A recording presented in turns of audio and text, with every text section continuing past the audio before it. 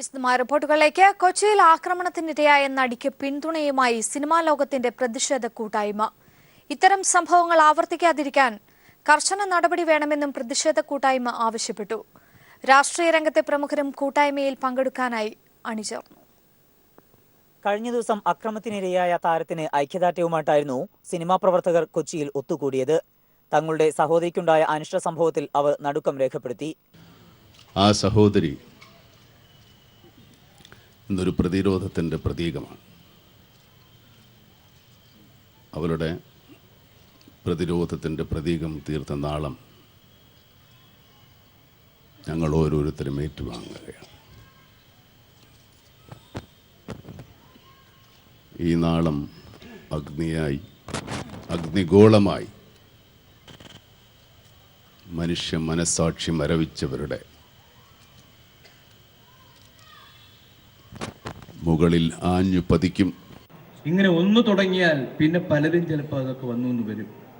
അപ്പോൾ അതുകൊണ്ട് അത് തീർച്ചയായിട്ടും അത് തീരെ ഇല്ലാത്ത വിധത്തിൽ ഗവൺമെന്റും അതിനകത്ത് പങ്കെടുത്ത് അത് മായ്ച്ചു കളയും എന്നെനിക്ക് ഉറപ്പുണ്ട്.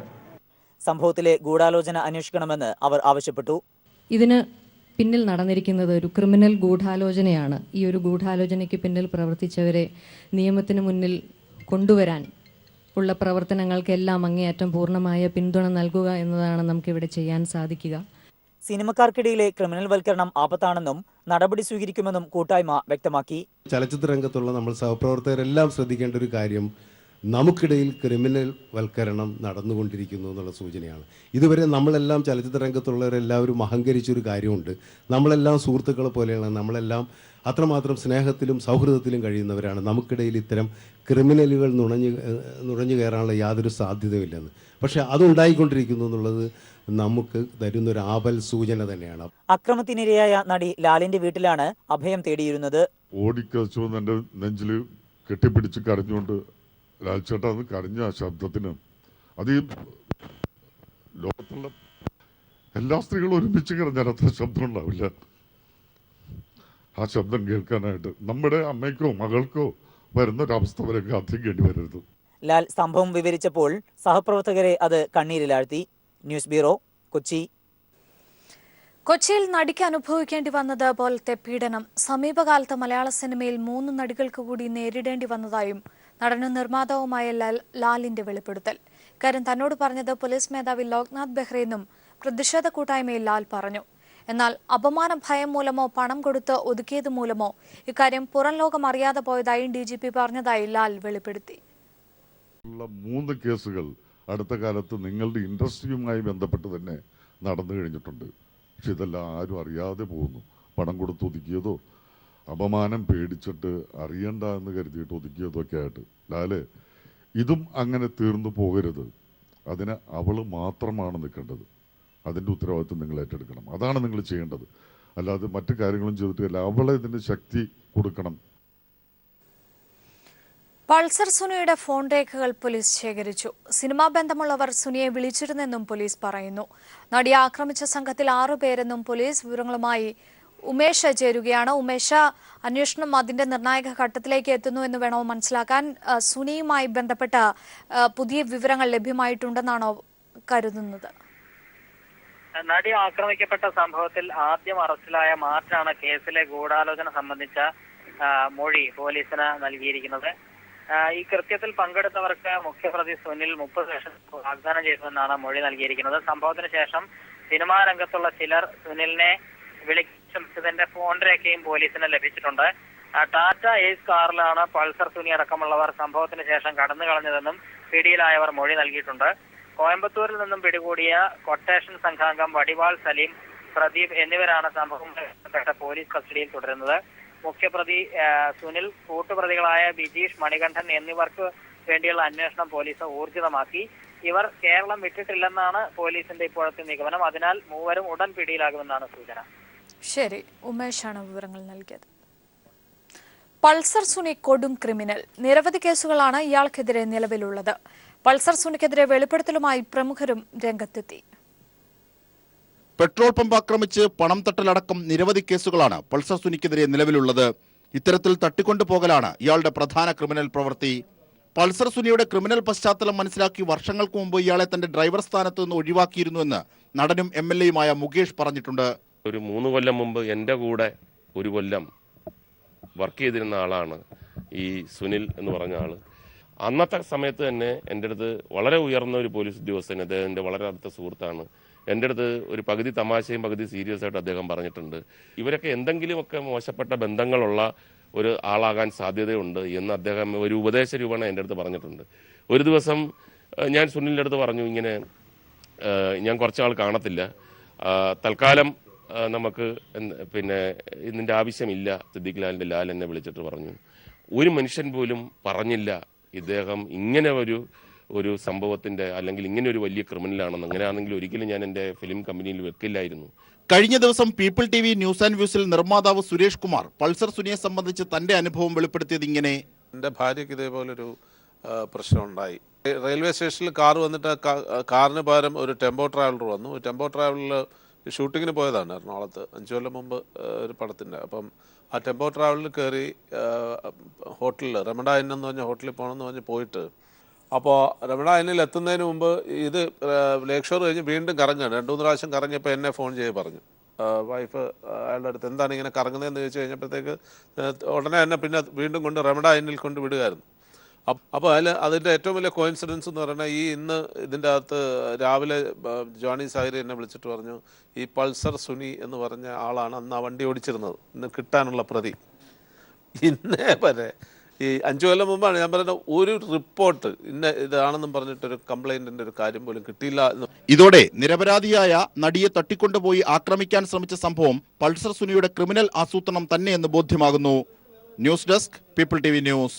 തിരികെ വാർത്തകളിലേക്ക്. സംസ്ഥാനത്ത് ക്രമസമാധാന നില തകർന്നിരിക്കുകയാണെന്ന് പ്രതിപക്ഷ നേതാവ് രമേശ് ചെന്നിത്തല. എന്നാൽ കൊച്ചിയിൽ നടിയെ ആക്രമിച്ച സംഭവത്തിൽ പരാതി ലഭിച്ച ഉടൻ പോലീസ് ശക്തമായി ഇടപെട്ടുവെന്ന് കോടിയേരി ബാലകൃഷ്ണൻ പറഞ്ഞു. കേരളത്തിൽ ക്രമസമാധാന തകർച്ച വരുത്തി തീർക്കാനാണ് കോൺഗ്രസിന്റെ ശ്രമമെന്നും കോടിയേരി പറഞ്ഞു. അതേസമയം സംഭവം കേരളത്തിനേറ്റ ആഘാതമെന്ന് സ്പീക്കർ വ്യക്തമാക്കി. കൊച്ചിയിലുണ്ടായത് ഒരു ഒറ്റപ്പെട്ട സംഭവമാണ്. ഒരു സിനിമാ നടിക്ക് അവരെ തട്ടിക്കൊണ്ടുപോകാൻ നടത്തിയിട്ടുള്ള ശ്രമം, അതുമായി ബന്ധപ്പെട്ട പരാതി ലഭിച്ച ഉടൻ തന്നെ പോലീസ് വളരെ ശക്തമായി ഇടപെടുകയും അതിലെ പ്രധാനപ്പെട്ട ഒരു പ്രതിയെ തന്നെ പിടികൂടാൻ കഴിഞ്ഞത് സംഭവവുമായി ബന്ധപ്പെട്ട മറ്റ് വസ്തുതകൾ കണ്ടെത്താനും യഥാർത്ഥമായി സംഭവത്തിൽ ഉൾപ്പെട്ടവരെ കണ്ടെത്താനും സഹായകമായ വിധത്തിലാണ് പോലീസിൻ്റെ അന്വേഷണം നടന്നുകൊണ്ടിരിക്കുന്നത്. കോൺഗ്രസിനെ സംബന്ധിച്ചിടത്തോളം അവരുടെയിലുള്ള ചില പ്രശ്നങ്ങൾ കാരണം ശ്രദ്ധ തിരിച്ചുവിടാൻ വേണ്ടിയിട്ടാണ് രമേശ് ചെന്നിത്തല ഒരു പ്രതിപക്ഷ നേതാവാണെന്ന് സ്ഥാപിക്കാൻ, ഉമ്മൻചാണ്ടിയേക്കാൾ കരുത്ത് പ്രതിപക്ഷ നേതാവായിട്ട് തനിക്കാണെന്ന് സ്ഥാപിക്കാനുള്ള വ്യഗ്രതയിലാണ്. ക്രമസമാധാന നില അനുദിനം വഷളാകുന്നു. ഇവിടെ സ്ത്രീകൾക്ക് സുരക്ഷിതമായി യാത്ര ചെയ്യാൻ കഴിയുന്നില്ല. കുട്ടികളെ കോളേജിൽ വെച്ച് പെട്രോൾ ഒഴിച്ച് ആളുകൾ തീ കൊളുത്തുന്നു.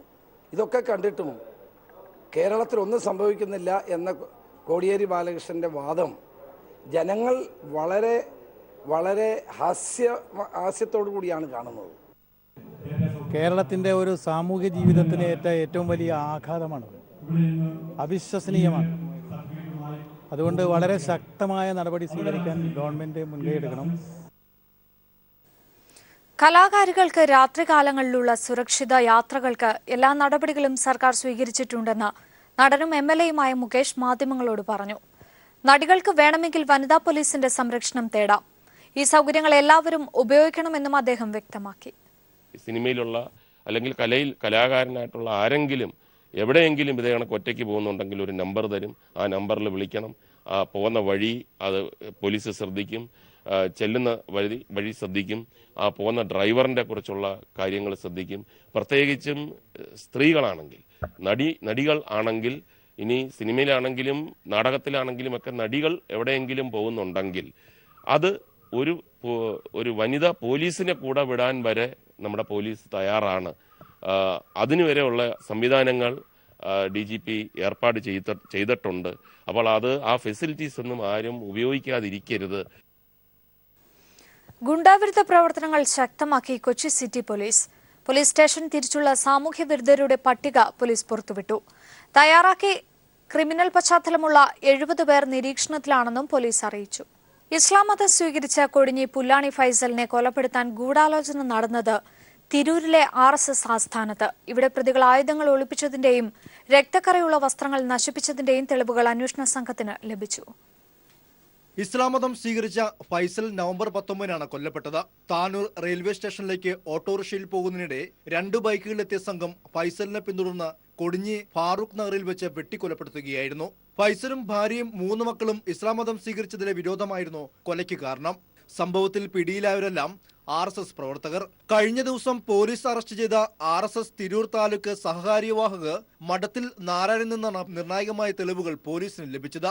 തിരൂർ തൃക്കണ്ടിയൂരിലെ ജില്ലാ ആസ്ഥാനത്താണ് കൊലപാതകം ആസൂത്രണം ചെയ്തതെന്ന് നാരായണൻ മൊഴി നൽകി.